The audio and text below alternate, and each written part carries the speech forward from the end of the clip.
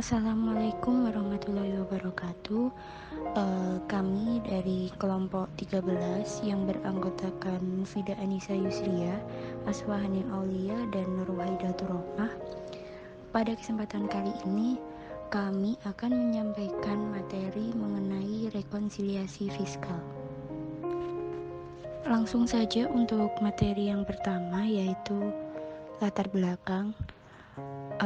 Jadi laba rugi yang diperoleh dari laporan keuangan itu merupakan laba rugi yang didasarkan pada perhitungan menurut SAK etap.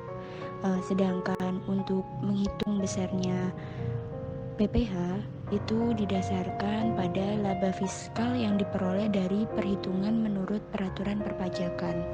Nah, untuk mendapatkan besarnya laba fiskal tersebut, itu maka wajib pajak itu harus melakukan proses rekonsiliasi fiskal.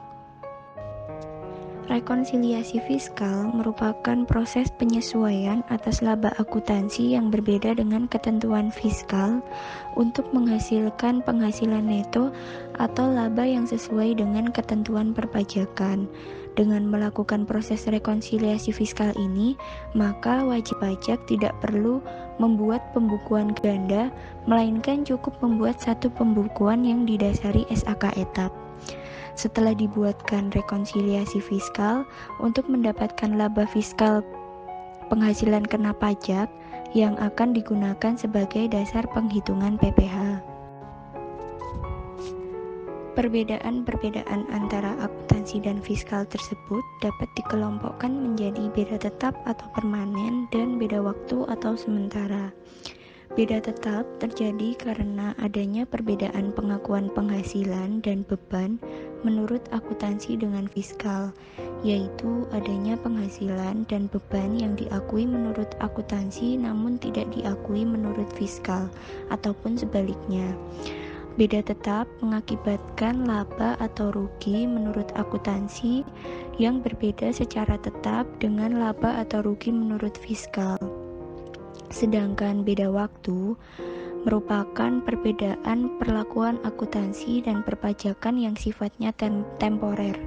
Artinya, secara keseluruhan, beban atau pendapatan akuntansi maupun perpajakan sebenarnya sama, tetapi tetap berbeda alokasi setiap tahunnya. Koreksi positif dan negatif dari rekonsiliasi fiskal. Rekonsiliasi fiskal dilakukan oleh wajib pajak yang pembukuannya menggunakan pendekatan akuntansi komersial yang bertujuan mempermudah mengisi SPT tahunan PPh dan menyusun laporan keuangan fiskal yang harus dilampirkan pada saat menyampaikan SPT tahunan PPh.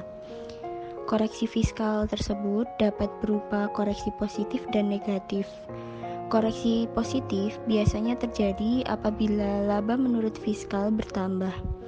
Koreksi positif biasanya juga dilakukan akibat adanya 1. Beban yang tidak diakui oleh pajak menurut pasal 9 ayat 1 Undang-Undang PPh. Yang kedua, penyusutan komersial lebih besar dari penyusutan fiskal.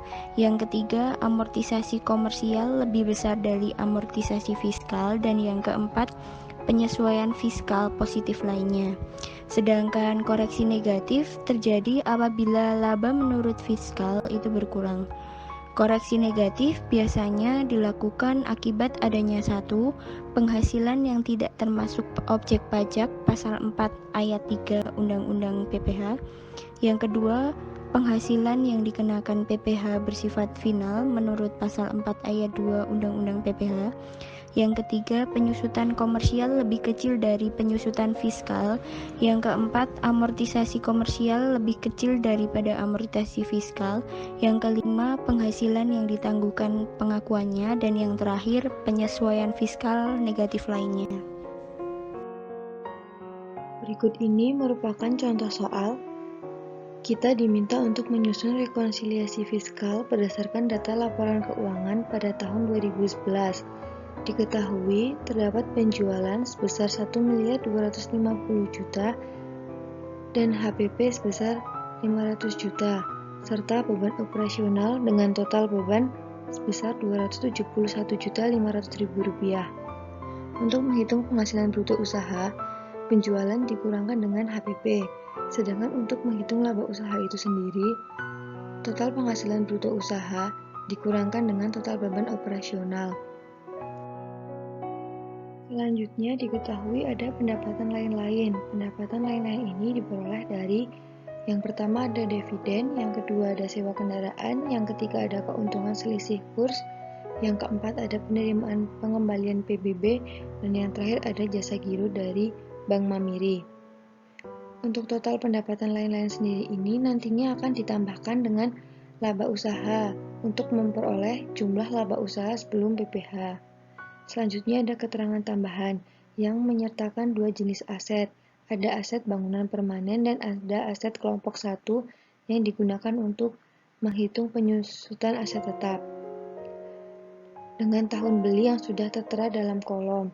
Nah, di sini kita diminta untuk membuat rekonsiliasi fiskal dan menghitung penghasilan neto fiskal perusahaan menggunakan metode garis lurus. Berikut ini adalah tabel rekonsiliasi fiskal pada tahun 2011 PT Fadar. Dalam kolom keterangan diisikan dengan penjualan HPP, penghasilan bruto usaha, beban operasional, dan pendapatan lain-lain sesuai dengan soal yang di atas. Begitu juga dengan kolom menurut akuntansi, nominal diisikan dengan sesuai keterangan pada soal yang di atas. Untuk koreksi fiskal sendiri terdapat koreksi fiskal positif dan negatif. Yang selanjutnya ada kolom menurut fiskal. Kolom ini diisikan berdasarkan kolom menurut akuntansi dikurangkan dengan hasil koreksi. Kolom yang selanjutnya diisi dengan pasal-pasal. Untuk koreksi fiskal sendiri ada beban pengobatan ditanggung perusahaan. Beban tersebut dikoreksi positif karena sesuai dengan pasal 9 ayat 1 Undang-Undang PPh, biaya itu tidak boleh dibebankan untuk mengurangi laba. Hal itu juga berlaku pada sanksi administrasi pajak dan cadangan penghapusan piutang. Koreksi selanjutnya yaitu pada beban jamuan dikoreksi positif. Beban itu dikoreksi positif karena sesuai dengan Surat Edaran Nomor 27 Tahun 1986 dikurangkan dari penghasilan bruto.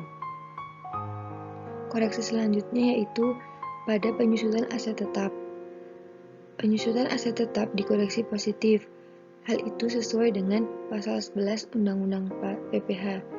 Disusutkan sebesar 25% karena menggunakan metode garis lurus, sehingga diperoleh nominal sebesar 5 juta. Koreksi selanjutnya yaitu pada sumbangan HUT RI.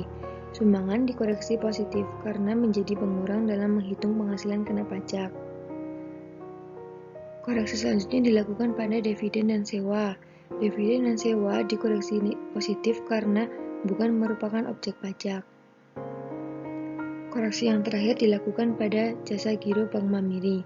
Jasa giro ini dikoreksi negatif karena menurut pasal 4 ayat 2 Undang-Undang PPh, jasa giro telah dikenakan PPh final, sehingga dilakukan koreksi negatif. Berdasarkan tabel berikut, diperoleh penghasilan neto fiskal perusahaan sebesar Rp650.500.000 dan juga perusahaan tidak perlu membuat jurnal. Materi yang selanjutnya adalah perhitungan pajak penghasilan. Di sini PPh terhutang dihitung dengan mengalihkan tarif PPh 17 ayat 1B dengan penghasilan kena pajak. Sebelum dikalikan dengan tarif PPh, penghasilan kena pajak dibulatkan ke bawah dalam ribuan rupiah sesuai dengan pasal 17 ayat 4. Yang selanjutnya ada tarif pajak. Tarif pajak ini diterapkan sesuai dengan pasal 17 Undang-Undang PPh nomor 36 tahun 2008. Di sini ada 4 ketentuan. Yang pertama, ketentuan untuk tarif PPh 17 wajib pajak orang pribadi dalam negeri. Ada 4. Yang pertama, untuk penghasilan 50 juta dikenakan tarif 5%. Penghasilan di atas 50 juta sampai dengan 250 juta dikenakan tarif sebesar 15%.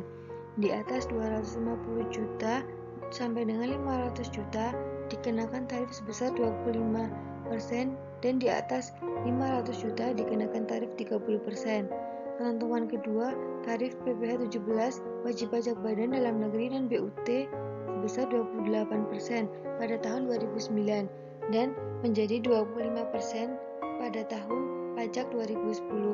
Ketentuan yang ketiga yaitu tarif pajak pasal 31E untuk wajib pajak badan dalam negeri dengan peredaran bruto sampai dengan 50 miliar rupiah mendapatkan fasilitas pengurangan tarif sebesar 50% dari tarif PPh 17 yang dikenakan atas penghasilan kena pajak dari bagian bruto.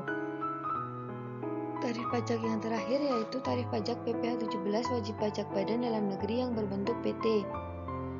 Dikenakan tarif paling sedikit 40% dari jumlah keseluruhan saham yang disetor. Di sini ada kompensasi kerugian juga. Kompensasi kerugian ini hanya dilakukan wajib pajak badan atau wajib pajak pribadi yang menyelenggarakan pembukuan. Untuk kerugian fiskal suatu tahun pajak dapat dikompensasikan dengan penghasilan mulai tahun pajak berikutnya berturut-turut sampai dengan 5 tahun. Perusahaan yang mengoperasikan cabang di luar negeri tidak dapat mengkonsolidasikan kerugian yang diderita oleh cabang-cabang tersebut. Selanjutnya, kredit pajak tahun berjalan. Kredit pajak tahun berjalan ini terdiri dari kredit pajak dalam negeri, kredit pajak luar negeri, PPh yang dibayar sendiri. Yang pertama, kredit pajak dalam negeri terbagi menjadi 3 golongan. Wajib pajak orang pribadi, wajib pajak badan, wajib pajak dalam negeri atau BUT. Untuk wajib pajak orang pribadi, kredit pajak dalam negeri dapat terdiri atas PPh yang dipotong atau dipungut pihak lain, meliputi PPh 21, 22, atau 23. Sementara itu untuk wajib pajak badan, kredit pajak dalam negerinya dapat terdiri atas PPh 22 atau 23. Untuk BUT terdiri atas PPh 26 ayat 5. Yang kedua, kredit pajak luar negeri. Pajak yang dibayar atau terutang atas penghasilan dari luar negeri dapat dikreditkan di Indonesia. Ini pada PPh 24. Pengkreditan PPh ini dilakukan pada tahun pajak digabungkan dengan penghasilan tersebut. Namun, kerugian di luar negeri tidak boleh digabungkan. Yang ketiga, PPh yang dibayar sendiri. Pembayaran pajak yang dilakukan oleh wajib pajak sendiri berupa angsuran PPh 25 yang dibayar setiap bulan atau fiskal luar negeri. Pencatatan dan penyajian kurang atau lebih bayar PPh. Di sini dibagi menjadi kurang bayar atau lebih bayar. Nah, untuk yang PPh kurang bayar, jika suatu tahun pajak kredit pajak kurang dari PPh terutang, dicatat perusahaan dengan jurnal, PPh badan di sebelah debit, PPh 22 dibayar di muka di sebelah kredit, PPh 23 dibayar di muka di sebelah kredit, PPh 24 dibayar di muka di sebelah kredit, PPh 25 dibayar di muka di sebelah kredit, utang PPh 29 di sebelah kredit. Nah, PPh kurang bayar tersebut harus dilunasi selambat-lambatnya sebelum SPT tahunan PPh disampaikan pada akhir bulan keempat setelah tahun pajak berakhir. Jurnal yang dibuat perusahaan pada saat pembayaran kekurangan PPh tersebut dengan formulir SSP PPh 29 dilampirkan dalam SPT tersebut, yaitu dengan jurnal utang PPh 29 di sebelah debit, kas atau bank di sebelah kredit. Nah, PPh kurang bayar ini akan disajikan dalam neraca sebagai utang pajak dalam kelompok kewajiban lancar. Yang kedua, ada PPh lebih bayar. Terjadi jika suatu tahun pajak kredit pajak lebih dari PPh terutang. Dicatat jurnalnya dengan PPh badan di sebelah debit, PPh 28A di sebelah debit, PPh 22 dibayar di muka di sebelah kredit, PPh 23 dibayar di muka di sebelah kredit, PPh 24 dibayar di muka di sebelah kredit, PPh 25 dibayar di muka di sebelah kredit. PPh lebih bayar ini setelah dilakukan pemeriksaan kelebihan pembayaran tersebut dapat direstitusi atau dikompensasikan setelah diperhitungkan dengan utang pajak dan sanksi-sanksinya. PPh lebih bayar disajikan dalam neraca sebagai biaya dibayar di muka dalam kelompok aset lancar. Contoh, PT Aldi mempunyai penghasilan neto fiskal tahun 2011 sebesar 500 juta. Tahun lalu, PT Aldi menderita kerugian sebesar 150 juta. Pajak yang dapat dikreditkan adalah PPh 22 sebesar 9 juta, PPh 23 sebesar 7 juta, PPh 24 sebesar 5 juta. Selama tahun 2011, PT Aldi membayar angsuran PPh 25 sebesar 10 juta. Yang diminta dari penyelesaian masalah ini, hitunglah besar PPh terutang, berapa besarnya total pajak yang dapat diperhitungkan PT Aldi sebagai kredit pajak, hitunglah besarnya PPh kurang atau lebih bayar, buatlah jurnal yang dibuat PT Aldi. Penyelesaiannya yang pertama, besarnya PPh terutang dihitung dari penghasilan neto fiskal sebesar 500 juta, kompensasi kerugian 150 juta itu dikurangkan, penghasilan kena pajaknya ketemu 350 juta. Perhitungan PPh terutang 50% dikali 25% dikali 350 juta ketemu 43.750.000. Penyelesaian soal kedua, kredit pajak PT Aldi diperoleh dari penjumlahan PPh 22, 23, 24, 25, yaitu sebesar 9 juta ditambah 7 juta ditambah 5 juta ditambah 10 juta ketemu 31 juta. Yang ketiga, PPh terutang sebesar 43.750.000 dikurangi kredit pajak 31 juta.